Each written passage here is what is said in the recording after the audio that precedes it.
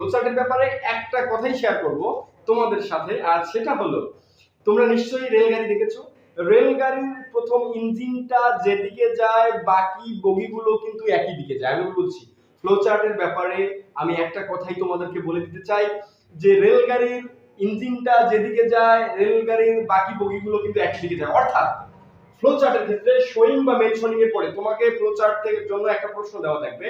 প্রশ্নে তুমি দেখবা শোয়িং বা মেনশনিং এর পরে কার পরে, ফ্লোচার্টের ক্ষেত্রে শোয়িং বা মেনশনিং এর পরে যে বিষয়টাকে তুলে ধরতে বলবে সেই বিষয়টার উপর কেন্দ্র করে বা সেই বিষয়টাকে ভিত্তি করে আমি ফ্লোচার্টটা তৈরি করব, অর্থাৎ তথ্য প্রবাহটা তৈরি করব বক্স আকারে। এবার দেখি রেলগাড়ির ইঞ্জিনটাকে, এখন প্রশ্ন হতে পারে রেলগাড়ির ইঞ্জিনটাকে, রেলগাড়ির ইঞ্জিনটা হলো ওই যে প্রশ্নকর্তা যিনি প্রথম বক্সের অ্যানসারটা তোমাদের করে দিবেন। আমি আবার বলছি রেলগাড়ির ইঞ্জিনটা কি, রেলগাড়ির ইঞ্জিনটা হলো ওই যে প্রশ্নকর্তা যিনি প্রথম অ্যানসারটা তোমাদেরকে করে দিবেন, রাইট?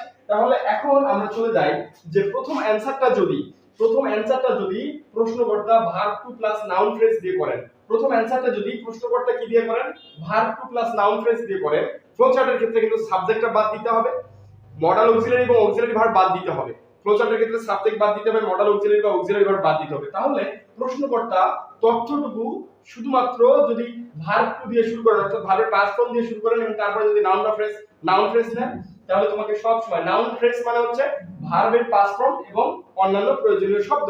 তাহলে ভার্বের পাস্ট ফর্ম এবং অন্যান্য প্রয়োজনীয় শব্দ দিয়ে তিনি যদি প্রশ্ন শুরু করেন তাহলে বাকি সবগুলো অ্যানসার হবে ভার্বের past form plus noun phrase অর্থাৎ অন্যান্য প্রয়োজনীয় শব্দ, এইভাবে সবগুলো শব্দ আমাকে লিখতে হবে। এখন প্রশ্নকর্তা যদি ভার্বের সাথে আইএনজি যোগ দিয়ে ওই তথ্যটা তুলে ধরা শুরু করেন, ফ্লোচার্টের ক্ষেত্রে একটা বিষয় সবসময় মনে রাখতে হবে, সাবজেক্টটা বাদ দিতে হবে, মডাল অক্সিলারি থাকলে মডাল অক্সিলারি বাদ দিতে হবে, সাধারণ অক্সিলারি গুলো থেকে এম ইজ আর ওয়াজ আর এগুলো থাকলে এগুলো বাদ দিতে হবে, রাইট? আচ্ছা, তাহলে ওই প্রশ্নকর্তা অর্থাৎ যিনি ইঞ্জিনটা পরিচালিত করছেন প্রশ্নকর্তা যদি ভার্বের সাথে আইএনজি যোগ দিয়ে অ্যানসারটা করা শুরু করেন তাহলে আমাকে কি করতে হবে, ভার্বের সাথে আইএনজি যোগ দিয়ে অ্যানসারটা শুরু করতে হবে প্লাস নাউন বা নাউন ফ্রেজ, তার মানে হচ্ছে ভার্বের সাথে আইএনজি যোগ, এরপরে যে প্রয়োজনীয় যতটুকু শব্দ নেওয়া যায় অতটুকু শব্দ আমরা নিব, ভার্বের সাথে আইএনজি যোগ প্রয়োজনীয় যতটুকু শব্দ নেওয়া যায় আমরা অতটুকু নিব, অর্থাৎ এটাকে আমরা নাউন ফ্রেজ বলি। তো এইভাবে আমি বাকি অ্যানসারগুলো করব। এখন প্রশ্নকর্তা যদি এভাবে প্রশ্নটা অ্যানসার করে দেন, শুধুমাত্র প্রশ্নকর্তা যদি একটি শব্দেও অ্যানসার শুরু করেন তাহলে আমি কি করব, সেই শব্দটা কি হতে পারে, ভার্ব হতে পারে বা নাউন হতে পারে, কি হতে পারে, ভার্ব হতে পারে বা নাউন হতে পারে। যদি এভাবে অ্যানসার শুরু করেন তাহলে আমি বাকি অ্যানসারগুলো করব ওই একই ভাবে, অর্থাৎ একটি শব্দে এবং ওই অ্যানসারটা হবে verb noun verb noun verb noun verb noun verb noun. So তোমরা নিশ্চয়ই বুঝতে পারছো ফ্লোচার্টের ক্ষেত্রে প্রথম অ্যানসারটা যেভাবে হবে বাকি অ্যানসারগুলো ঠিক একইভাবে করতে হবে। এই ক্ষেত্রে অবশ্যই মার্কস দিতে হবে, বক্স দিতে হবে এবং বক্সের ভিতরে নাম্বার দিতে হবে এবং অ্যারো চিহ্ন তোমাকে ব্যবহার করতে হবে, অর্থাৎ প্রশ্নকর্তা ইঞ্জিনটা যেদিকে যাবে বাকি বগিগুলো একই দিকে যাবে। বাকি অংশটুকু চলো আমরা কম্পিউটার স্ক্রিনে দেখে নিই। Thank you. যাই হোক, আমরা ফ্লোচার্টের ব্যাপারে যে শর্টকাট যুগান্তরী কৌশলটার কথা বলছিলাম ভিডিও ক্লাসে, তো দেখো ফ্লোচার্টের যে শর্টকাট যুগান্তরী কৌশল তোমরা যদি ভিডিওটা একটু শেষ পর্যন্ত দেখো ইনশাল্লাহ তোমার এইখানে 10-এ 10 হবে এবং সারা জীবনে তোমার সমস্যার সমাধান হবে এবং ইনশাল্লাহ তুমি তোমার অন্যদেরকেও বুঝাতে পারবা। So let's get started. দেখো ফ্লোচার্ট করে যুগান্তরী শর্টকাট কৌশলের ব্যাপারে প্রথমে আমি বলবো এই যে ফ্লোচার্টের বাংলা অর্থ হলো তথ্য প্রবাহ। এই বক্স আকারে ধারাবাহিকভাবে কোনো নির্দিষ্ট বিষয়ের উপর ভিত্তি করে, মানে কোনো একটা নির্দিষ্ট বিষয়ের উপর ভিত্তি করে, হ্যাঁ, বা নির্দিষ্ট বিষয়কে কেন্দ্র করে তথ্য উপস্থাপন করা হলে তাকে ফ্লোচার্ট বলা হয়। তো ফ্লোচার্টের আসলে কি এইটাই আমরা জানি না। অর্থাৎ ধরো বাংলাদেশের দ্য ইন্ডিপেন্ডেন্স অর বাংলাদেশ, যেমন ধরো মানে কোন নির্দিষ্ট বিষয়কে কেন্দ্র করে হবে, যেমন ধরো the stages of the independence of Bangladesh, বাংলাদেশের যে মুক্তিযুদ্ধের ধাপসমূহ, মানে কিভাবে মুক্তিযুদ্ধ আসছে এইটার মানে ধরো একটা ধাপ, এই ধাপগুলো এখানে বর্ণনা করতে বলছে। তাহলে এখানে মূল বা কেন্দ্রীয় বিষয় কোনটা, তাহলে যে কোন বিষয়টাকে কেন্দ্র করবো আমরা, যে বাংলাদেশের মুক্তিযুদ্ধটা মানে কোন স্তর থেকে কোন স্তরে আসছে এটা তুলে ধরতে বলছে। আচ্ছা, তাহলে দেখো এগুলো পর্যায়ক্রমিকভাবে সাল আকারে তুলে ধরতে বললে নিম্নোক্তভাবে আনসার লিখতে হবে। এই জন্য একটি ছোট প্যাসেজ দেওয়া থাকবে। তাহলে ফ্লো চার্টের জন্য কি দেওয়া থাকবে, একটা ছোট প্যাসেজ দেওয়া থাকবে এবং প্যাসেজ থেকে আনসারগুলো খুঁজে লিখতে হবে। So let's get started. ধরো বাংলাদেশের যে independence of Bangladesh, stages of the independence of Bangladesh, এখানে দেখো আমরা যদি এই ধাপগুলো তুলে ধরি, আমি জাস্ট এখানে একটা এক্সাম্পল দেখাচ্ছি, পরে আমি টেকনিকটা নিয়ে কথা বলছি। ধরো যে প্রথমে কি আসলো, language movement in 1952, general election in 1954, education movement in 1962, 6 point movement in 1966, mass movement in 1969, general election in 1970 and independence war in 1971। তো তো এই যে ধরো মানে আমরা সাধারণত ফ্লো চার্ট আমরা 6টা তথ্যে লিখবো, মানে 6 নাম্বার পর্যন্ত লিখবো। আমরা টোটাল একটা করে দেওয়া থাকবে আর আমরা 6টা পর্যন্ত লিখবো, 6 নাম্বার পর্যন্ত লিখবো। তো ফ্লো চার্টের ব্যাপারে একটা সব মানে খুব গুরুত্বপূর্ণ বিষয় বলে যাই যে ফ্লো চার্টে তুমি যদি কোনো বক্স না দাও তাহলে মার্কস পাবা না। No box no mark. এই বক্স দিতে হবে এবং ভিতরের এই নাম্বারগুলো তোমাকে এই যে নাম্বারগুলো দিতে হবে এবং সেই সাথে সাথে অ্যারো চিহ্নগুলো একটা বক্সের সাথে আরেকটা বক্সের কানেকশন করে দিতে হবে। সো নিচের টেকনিকটি এখন অবলম্বন করি আমরা কিভাবে ফ্লো চার্টটা আমরা শর্টকাটে করতে পারবো। নিচের টেকনিকটা অবলম্বন করি। তাহলে দেখো স্টেপ 1, প্যাসেজটিকে কেন্দ্র করে যে প্রশ্ন দেওয়া থাকবে সেই প্রশ্নটি আগে ভালোভাবে পড়তে হবে ও বুঝতে হবে। তারপরে দেখো যেমন প্যাসেজ থেকে এরকম একটা প্যাসেজ দেওয়া থাকলে প্যাসেজ থেকে এরকম প্রশ্নটা আসতে পারে যে read the passage and make a flow chart, মানে প্যাসেজটা পড়ো এবং একটা ফ্লো চার্ট তৈরি করো। এবার দেখো মূল বিষয়টা শোয়িং, এখানে দেখো showing or mentioning the activities of Nelson Mandela. এখানে দেখো এই যে শোয়িং বা মেনশনিং মানে দেখিয়ে বা তুলে ধরে, কোন বিষয়টা তুলে ধরে, এইটা হলো কেন্দ্রীয় বিষয়। যে অ্যাক্টিভিটিস অ্যান্ড অ্যাচিভমেন্ট মানে কাজকর্ম এবং অ্যাচিভমেন্ট মানে অর্জন অফ নেলসন ম্যান্ডেলার কাজকর্ম এবং অর্জন তুলে ধরতে বলছে। ক্লিয়ার? নেলসন ম্যান্ডেলার কাজকর্ম এবং অর্জন তুলে ধরে একটা ফ্লোচার্ট তৈরি করতে বলছে। তাহলে কেন্দ্রীয় বিষয়টা হলো কি, কার পরে থাকবে? শোয়িং বা মেনশনিং এর পরে থাকবে। দেখো স্টেপ 2, প্রশ্নে উল্লেখিত শোয়িং বা মেনশনিং এর পরে যে বিষয়টিকে তুলে ধরতে বলেছে সেই বিষয়টি কে কেন্দ্র করে ফ্লোচার্টটি আমাদেরকে তৈরি করতে হবে। অর্থাৎ এখানে শোয়িং বা মেনশনিং এর উপরে কোন বিষয়টিকে কেন্দ্র করে ফ্লোচার্টটা তৈরি করতে বলছে সেই বিষয়টাকে আমাদেরকে এখানে দেওয়া থাকবে। তাহলে এই যে শোয়িং বা মেনশনিং এর উপর কি আছে দেখো, activities and achievement of Nelson Mandela. তাহলে এই যে নেলসন ম্যান্ডেলার অ্যাক্টিভিটিস এবং অ্যাচিভমেন্ট গুলো নিয়ে আমাদেরকে একটা ফ্লোচার্ট তৈরি করতে হবে। So let's get started. দেখো এখন আমরা দেখবো ফ্লোচার্ট তৈরি করার কৌশল। শোয়িং অ্যান্ড মেনশনিং এর পরে যে বিষয়টি বা যে তথ্যগুলো তুলে ধরতে বলেছেন সেই তথ্যগুলো ধারাবাহিকভাবে প্যাসেজের প্রথম থেকে লাইন বাই লাইন খুঁজবো।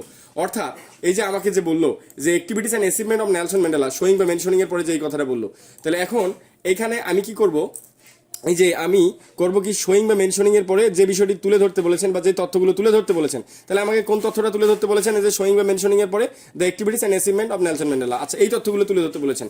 তাহলে সেই তথ্যগুলোকে ধারাবাহিকভাবে প্যাসেজের প্রথম থেকে আমি লাইন বাই লাইন খুঁজতে থাকবো যে কোথায় নেলসন ম্যান্ডেলার অ্যাক্টিভিটিস মানে কাজ আছে আর কোথায় অর্জন আছে, এগুলো আমি প্যাসেজের প্রথম থেকে ধারাবাহিকভাবে লাইন বাই লাইন খুঁজতে থাকবো। কথাটা বুঝতে পারছো? এরপরে নেক্সট ওয়ান, প্যাসেজের যে লাইন এ তথ্যগুলো থাকবে শুধু সেই লাইন থেকে তথ্যগুলো নিব। তাহলে প্যাসেজের যে লাইনে তথ্যগুলো থাকবে আমরা শুধু সেই লাইন থেকে তথ্যগুলো নিব এবং বক্স আকারে আমাদেরকে তথ্যগুলো লিখতে হবে। তাহলে no box equal to no marks. Clear? তাহলে আমি যে এখন প্যাসেজের ওই লাইন থেকে তথ্যগুলো নিব, অর্থাৎ যে লাইনে এই তথ্যগুলো দেওয়া আছে, তাহলে আমি কিভাবে নিব? বিশেষ কৌশলটাতে দেখো, প্রশ্নকর্তা বক্সে যে প্যাটার্নে বা যে ধরনের তথ্য তুলে ধরেছেন ঠিক একইভাবে বাকি বক্সের তথ্যগুলো আমরা নিব। তাহলে প্রশ্নকর্তা যে প্রথম বক্সে একটা বলা থাকবে যে নং 1 ইজ ডান ফর ইউ, প্রথমটা তোমার জন্য করে দেখানো হলো। অর্থাৎ প্রথম বক্সের অ্যান্সারটা এই যে এখানে দেখো, এখানে প্রথম বক্সের অ্যান্সারটা কিন্তু এই যে প্রথম বক্সের অ্যান্সারটা কিন্তু তোমার জন্য করে দেওয়া থাকবে। তাহলে আমি আবারও বলছি, বিশেষ কৌশলের ক্ষেত্রে প্রশ্নকর্তা প্রথম বক্সে যে প্যাটার্ন বা যে ধরনের তথ্য তুলে ধরেছেন ঠিক একইভাবে বাকি তথ্যগুলো আমাকে তুলে দিতে হবে। অ্যান্সার করার ক্ষেত্রে যে লাইন বা যে সেন্টেন্স থেকে অ্যান্সার নিব সেই লাইন বা সেন্টেন্সের সাবজেক্ট বাদ যাবে। কি বাদ যাবে? সাবজেক্ট বাদ যাবে। তারপরে কি বাদ যাবে? অক্সিলারি ভার্ব বাদ যাবে। আমি আবারও বলছি যে আমরা যখন যে লাইন থেকে তথ্যগুলো খুঁজে নিব সেই লাইনের আমাদের সাবজেক্টটা বাদ দিতে হবে, অক্সিলারি ভার্ব অর্থাৎ অ্যাম ইজ আর ওয়াজ আর এটা বাদ দিতে হবে, এবং যদি ওই বাক্যের মধ্যে কোনো মডাল অক্সিলারি থাকে যেমন ক্যান, কুড, মে, মাইট, এগুলো যদি কোনো মডাল অক্সিলারি থাকে তাহলে সেটা বাদ দিতে হবে। তাহলে বিশেষ কৌশলটা বুঝতে পারছো? অর্থাৎ অ্যান্সার করার ক্ষেত্রে যে লাইন বা যে সেন্টেন্স থেকে আমি তথ্যটা নিব সেই লাইন বা সেই সেন্টেন্সের সাবজেক্টটা বাদ দিব।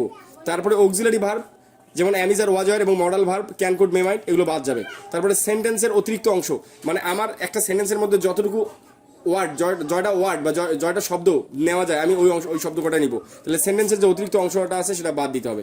তাহলে এখন এখানে দেখো, প্রশ্নকর্তা প্রথম বক্সের অ্যান্সারটি যদি নিম্নোক্তভাবে করেন আমাদের ঠিক একইভাবে বাকি অ্যান্সারগুলো লিখতে হবে।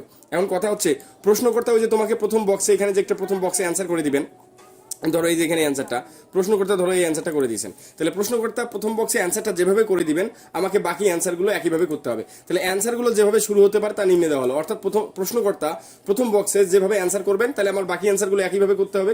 তাহলে সেক্ষেত্রে কি করতে হবে? সাবজেক্ট বাদ যাবে এবং অক্সিলারি ভার্বটা বাদ যাবে। সো আমরা দেখি তাহলে প্রশ্নকর্তা প্রথম বক্সের অ্যান্সারটা কিভাবে করতে পারেন এবং ঠিক একইভাবে আমাকে বাকি অ্যান্সারগুলো করতে হবে। আচ্ছা, তাহলে দেখো প্রশ্নকর্তা প্রথমে অ্যান্সারটা করতে পারেন V2 দিয়ে, অর্থাৎ ভার্বের পাস্ট ফর্ম দিয়ে plus noun phrase. Noun phrase মানে কি? ওই যে ভার্বের পাস্ট ফর্মটা নিয়ে এর সাথে যে অন্যান্য প্রয়োজনীয় শব্দটা নিব সেটাই মূলত নাউন ফ্রেজ। ক্লিয়ার? তাহলে এই যে verb two plus noun phrase অর্থাৎ অন্যান্য প্রয়োজনীয় শব্দ দিয়ে যদি শুরু হয়, ভার্বের পাস্ট ফর্ম এবং অন্যান্য প্রয়োজনীয় শব্দ দিয়ে যদি শুরু হয়, তাহলে বাকি 5টা বক্সের অ্যান্সার আমাকে একইভাবে করতে হবে। তারপরে ভার্ব 3 অর্থাৎ ভার্বের পাস্ট পার্টিসিপল ফর্ম প্লাস, এখানে আমি প্লাস চিহ্ন দেই, প্লাস নাউন ফ্রেজ অর্থাৎ অন্যান্য প্রয়োজনীয় শব্দ দিয়ে যদি প্রথম অ্যান্সারটা করা থাকে, ঠিক একইভাবে আমাকে ভার্ব 3 প্লাস নাউন ফ্রেজ অর্থাৎ অন্যান্য প্রয়োজনীয় শব্দ দিয়ে আমাকে অ্যান্সারটা শেষ করতে হবে। ভার্বের সাথে আইএনজি যোগ প্লাস নাউন ফ্রেজ, অর্থাৎ প্রশ্নকর্তা প্রথম বক্সের অ্যান্সারটা যদি ভার্বের সাথে আইএনজি যোগ দিয়ে করেন, প্লাস তারপরে যদি নাউন ফ্রেজ থাকে অর্থাৎ অন্যান্য প্রয়োজনীয় শব্দ থাকে, তাহলে আমাকে বাকি এই যে 5টা বক্সের অ্যান্সার ভার্বের সাথে আইএনজি যোগ দিয়ে শুরু করতে হবে এবং নাউন ফ্রেজ দিয়ে করতে হবে। অর্থাৎ আমরা যে ওই যে অ্যান্সারটা খুঁজে নিব, ওই অ্যান্সারের ক্ষেত্রে আমরা কি করব, সাবজেক্ট বাদ দিব, অক্সিলারি ভার্ব দিব, সরাসরি ভার্ব বাদ দিব, সরাসরি আমরা ভার্বে যাব। যেমন ভার্বের V2 দিয়ে শুরু হতে পারে, ভার্বের V2 মানে ভার্বের পাস্ট পার্টিসিপল ফর্ম দিয়ে শুরু, পাস্ট ফর্ম দিয়ে শুরু হতে পারে, ভার্বের পাস্ট পার্টিসিপল ফর্ম দিয়ে শুরু হতে পারে, ভার্বের সাথে আইএনজি যোগ দিয়ে শুরু হতে পারে। ক্লিয়ার? আর কখনো কখনো প্রশ্নকর্তা কি করতে পারেন, যে শুধু ভার্ব অর্থাৎ একটা ভার্ব দিয়ে প্রশ্নের অ্যান্সারটা করতে পারেন, কিংবা শুধু নাউন ফ্রেজ অর্থাৎ কয়েকটা শব্দ দিয়ে অ্যান্সার করবেন। তাহলে তুমিও কি করবা, শুধু ভার্ব এবং নাউন ফ্রেজ দিয়ে অ্যান্সারগুলো করবা। কিন্তু আবার অনেকের সময় দেখা যায় যে উদ্দেশ্য প্রকাশের জন্য প্রশ্নকর্তা 2 প্লাস ভার্বের base form plus noun phrase অর্থাৎ অন্যান্য প্রয়োজনীয় শব্দ দিয়ে যদি অ্যান্সার শুরু করেন, তাহলে তুমিও একইভাবে 2 প্লাস ভার্বের বেস ফ্রম এবং অন্যান্য সব প্রয়োজনীয় শব্দ অর্থাৎ নাউন ফ্রেজ দিয়ে অ্যান্সার করা শুরু করবা। বি ভার্ব ছাড়া অন্য কোনো ভার্ব না থাকলে, যদি বি ভার্ব ছাড়া ওই বাক্যের মধ্যে অন্য কোনো ভার্ব না থাকে, সেক্ষেত্রে যদি ভার্বের সাথে আইএনজি যোগ করতে হয়, তাহলে আমরা বিং নিব প্লাস অন্যান্য প্রয়োজনীয় শব্দ অর্থাৎ নাউন ফ্রেজ নিব। আবার অনেক সময় কি হতে পারে, এমনও দেখা যেতে পারে যে সাবজেক্টের পরে ভার্বের পাস্ট পার্টিসিপল ফর্ম হতে পারে, ভার্বের পাস্ট ফর্ম হতে পারে এবং ভার্বের সাথে আইএনজি যোগ হতে পারে। তাহলে অনেক সময় কি হতে পারে, সাবজেক্ট নেওয়ার পরে সরাসরি ভার্বের past form, past participle form, past participle form, past form এবং ভার্বের সাথে আইএনজি যোগ হতে পারে এবং নাউন ফ্রেজ অর্থাৎ অন্যান্য প্রয়োজনীয় শব্দ হতে পারে। তাহলে তোমাকে বাকি অ্যান্সারগুলো একইভাবে করতে হবে। তারপরে দেখো, শুধু একটি শব্দের অ্যান্সার হতে পারে এবং শব্দটি হতে পারে ভার্বের পাস্ট ফর্ম অর্থাৎ V2, ভার্বের পাস্ট পার্টিসিপল ফর্ম অর্থাৎ V3 এবং ভার্বের সাথে আইএনজি যোগ হতে পারে বা নাউনও হতে পারে। ক্লিয়ার? শুধু কয়েকটি শব্দ দিয়েও অ্যান্সার হতে পারে এবং অন্যান্য প্রয়োজনীয় শব্দ থাকতে পারে সেখানে। ক্লিয়ার? অর্থাৎ শুধু কয়েকটি শব্দ দিয়েও আমাদের ওই বক্সে অ্যান্সারটা হতে পারে। তাহলে নিচে প্রশ্ন সহ অ্যান্সার করার কৌশলটা দেখাই দিলাম। ধরো এখানে প্রশ্নটা আছে, read the following text and make a flow chart showing the activities. এই যে এখানে দেখো শোয়িং এর পরে বলছে শোয়িং, এখানে শোয়িং এর পরে কি বলছে, showing the activities and achievement of Nelson Mandela. Nelson ম্যান্ডেলার অ্যাক্টিভিটিস এবং অ্যাচিভমেন্ট নিয়ে এখানে একটা তোমাকে কি করতে বলছে, যে ফ্লো চার্ট তৈরি করতে বলছে। তথ্যপ্রবাহ, 1 ইজ ডান ফর ইউ, মানে প্রথমটি তোমার জন্য করে দেখানো হলো। 1 ইজ ডান ফর ইউ মানে প্রথমটা তোমার জন্য করে দেখানো হলো। এটা হচ্ছে ইউনিট 1 লিসেন 2 তোমরা পাবা। আর হচ্ছে যে দেখো নেলসন ম্যান্ডেলা প্যাসেজে, তো ধরো এখানে প্যাসেজটা আমি সম্পূর্ণ দেইনি, আমি সামান্য একটু দিছি, তোমরা বই থেকে দেখে নিতে পারবা।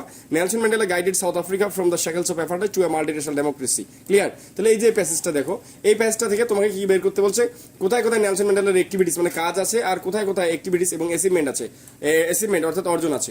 তাহলে দেখো এই যে প্রশ্নকর্তা যে প্রথম অ্যান্সারটা করে দিয়েছেন, উনি বলছেন guided South Africa from the shackles of apartheid to a multiracial democracy, মানে কি করছেন, সাউথ আফ্রিকাকে দিক নির্দেশনা দিয়েছেন from the shackles of apartheid বর্ণবাদের বৈষম্য থেকে একটা বহুজাতিক গণতন্ত্রের দিকে ধাবিত করতে তিনি কি করেছেন, সাউথ আফ্রিকাকে দিক নির্দেশনা দিয়েছেন। তাহলে এই যে এই যে প্রশ্নকর্তা যিনি প্রশ্নটা করেছেন, এই দেখো ভার্ব 2, এটা গাইডেড, দেখছো ভার্ব 2 প্লাস অন্যান্য শব্দ প্রয়োজনীয় শব্দ অর্থাৎ নাউন ফ্রেজ, দেখছো সবাই? তাহলে ভার্ব 2 প্লাস নাউন ফ্রেজ দিয়ে অ্যান্সার করেছেন। তাহলে তুমি ওই প্যাসেজটা পড়বা, এই যে প্যাসেজটা তুমি পড়বা, পড়ার পরে যে যে লাইনে অ্যান্সার আছে সেই লাইনের অ্যান্সারটাকে নিবা। কখনো কখনো দেখা যাইতে পারে একটা প্যাসেজের মধ্যে কোনো লাইনের 2-3টা ক্লোজ বা বাক্যাংশ থাকতে পারে, সেই বাক্যাংশের যে কোনো একটা ছোট বাক্যাংশ অ্যান্সার হতে পারে। সেক্ষেত্রে ওই বাক্যাংশের শব্দটা যদি নাউনে থাকে, তুমি সেটাকে ভার্বে কনভার্ট করে তুমি অ্যান্সার করতে পারবা। তাহলে এখানে দেখো, তারপরে আমি ধরো ওই প্যাসেজের যে লাইন থেকে অ্যান্সার নিছি, সেই লাইনের যে ভার্বটাকে পাস্ট করছি, দেখছো? এই যে for justice around the world, তিনি কি করেছেন, ন্যায় বিচারের জন্য সারা বিশ্বব্যাপী যুদ্ধ করেছেন। তারপরে কি এটা ছিল তার একটা কাজ। তারপরে তার কি করছিলেন, আর ইমপ্রিজন্ড, এই যে ইমপ্রিজন্ড ফর নিয়ারলি 3 ডিকেডস, মানে তিনি 3 দশক জেল খেটেছেন। মানে কি ইমপ্রিজন্ড ফর নিয়ারলি 3 ডিকেডস, তিনি 3 দশক জেল খেটেছেন। এখানে এই যে ইমপ্রিজন্ড ফর নিয়ারলি 3 ডিকেডস, এখানে আমি ভার্বের পাস্ট ফর্ম প্লাস অন্যান্য প্রয়োজনীয় শব্দ দিয়ে করলাম। তারপরে দেখো অ্যাডভোকেটেড ফর হিউম্যান ডিগনিটি, এই যে এই লাইনটাতে দেখবা যে advocate as an advocate of human dignity, এই অ্যাডভোকেট শব্দটাকে আমি পাস্ট করে নিছি অর্থাৎ অ্যাডভোকেটেড করছি। ক্লিয়ার? অ্যাডভোকেট শব্দটাকে কি করছি, অ্যাডভোকেটেড করছি। ক্লিয়ার? তাহলে যে দেখো ভার্বের পাস্ট ফর্ম প্লাস অন্যান্য প্রয়োজনীয় শব্দ, অ্যাডভোকেটেড ফর হিউম্যান ডিগনিটি। তারপরে দেখো অ্যাওয়ার্ডেড নোবেল পিস প্রাইজ, তার অ্যাচিভমেন্টের মধ্যে তিনি কি করেছেন, যে অ্যাওয়ার্ড এই শব্দটাকে আমি পাস্ট করছি। অ্যাওয়ার্ডেড নোবেল পিস প্রাইজ অর্থাৎ তিনি নোবেল পুরস্কারে ভূষিত হয়েছিলেন। Elected as the first black president of south Africa, তিনি এই যে ইলেক্ট হয়েছিলেন, নির্বাচিত হয়েছিলেন সাউথ আফ্রিকার প্রথম ব্ল্যাক প্রেসিডেন্ট হিসেবে। তাহলে এখানে আমি সম্পূর্ণ বলে দিচ্ছি, উপরের প্রশ্নটিতে শোয়িং এরপরে the activities and achievement of Nelson Mandela উল্লেখ করতে বলেছে এবং প্রশ্নকর্তা প্রথম বক্সের অ্যান্সার করেছেন অর্থাৎ V2 ভার্বের past form plus noun phrase অন্যান্য প্রয়োজনীয় শব্দ দিয়ে অ্যান্সার করেছেন। যা উপরের কৌশল কৌশলটির সাথে মিলে যায়। এভাবে ইমরানস ইংলিশ গ্রামারের সাথে এর টেকনিকগুলো ব্যবহার করে তোমরা পুরো মার্কস নিশ্চিত করতে পারবে। আর আমি তোমাদেরকে বলছি, তোমাদের যাদের ইমরানস ইংলিশ গ্রামারের 100% কমন সাজেশন লাগবে, ডিজিটাল বাংলাদেশের প্রথম ডিজিটাল সাজেশন, তারা আমার এই স্ক্রিনে দেওয়া হোয়াটসঅ্যাপ নাম্বারে যোগাযোগ করতে পারো। এবং তোমরা যদি ইমরানস ইংলিশ গ্রামারের সাথে শেষ পর্যন্ত থাকো, ইনশাল্লাহ I will take this classes that will be very important and very effective for you. So thank you so much, stay connected with Imran's English grammar, and আল্লাহ হাফিজ।